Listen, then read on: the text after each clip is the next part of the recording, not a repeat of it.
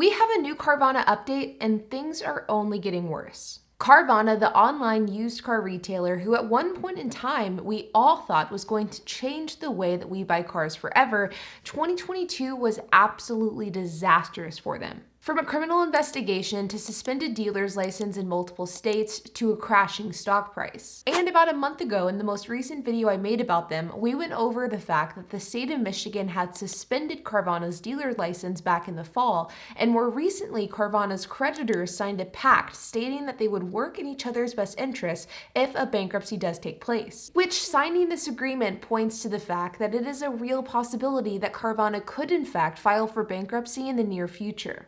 So where we left off, Michigan was in fact suspending Carvana's dealership license, but they were fighting it in court. And the fact that Carvana may be on the brink of bankruptcy. Well, today we have an update specifically in regards to their dealer's license in Michigan, and more specifically regarding their brick and mortar car vending machine locations. But before we dive into that, I do want to let you guys know that my course, the Car Sharing Masterclass, is on sale until January 15th, which means that you only have a few more days to use the code NEWYEAR200 and get 40% off the entire course. In the Car Sharing Masterclass, we teach you everything you need to know about starting and scaling a car sharing business with the same business model that I've been using over the last 5 years. And we teach you things like how to buy cars, how to automate your systems and processes, what happens if your car is in an accident, as well as everything in between. If you're interested in checking it out, I will have a link down in the description below, and you can use the code NEWYEAR200 to get your discounted price. Now, back to Carvana. According to Automotive News, Carvana has agreed to surrender their dealer's license in Michigan in lieu of further investigation by state regulators who suspended the license back in October. In a notice sent by the state of Michigan, it states,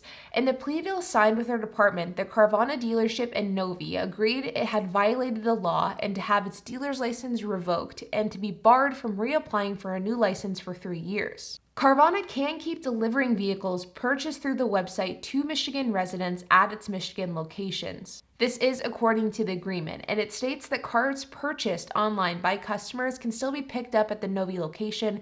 Customers who walk up to the location can talk to Carvana employees about the company's online sales process, but no paperwork can be done. Now, this on the surface may not seem like a very big deal, but I personally think that this is actually a really, really big deal.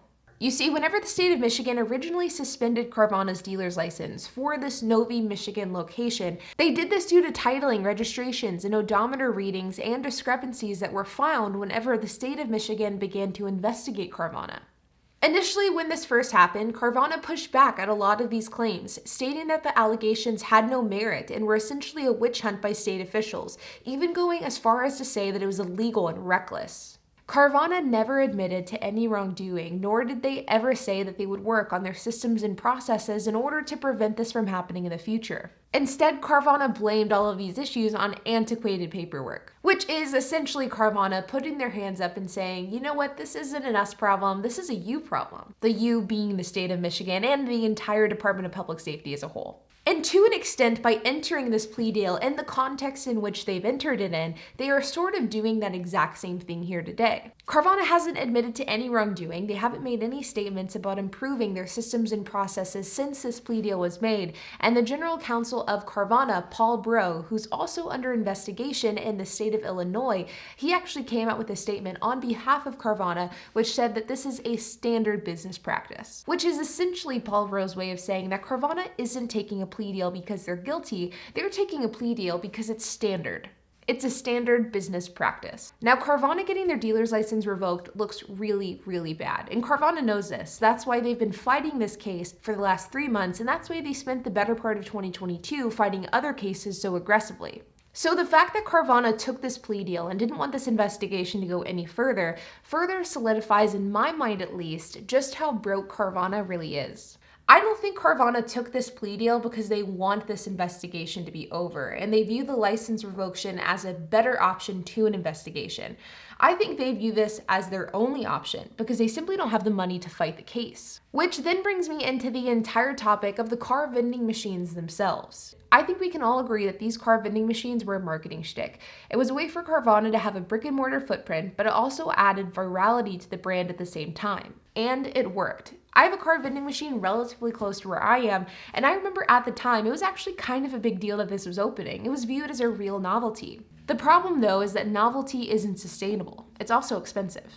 Carvana invested tens of millions of dollars into these vending machines that are either not being used or they're only partially being utilized. The Novi, Michigan location is now just essentially a delivery center, and there's a Denver location that is completed but never opened. There's also one in New York that's near location with no opening date in sight.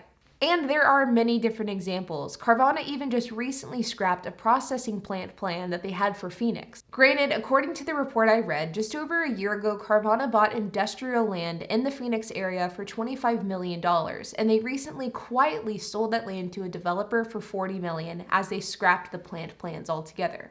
So while they did scrap the plans, they did make a $15 million profit off of the land that they purchased. I think whenever we look at what went wrong with Carvana, of course, we have so many factors to talk about, from leadership to paperwork and more.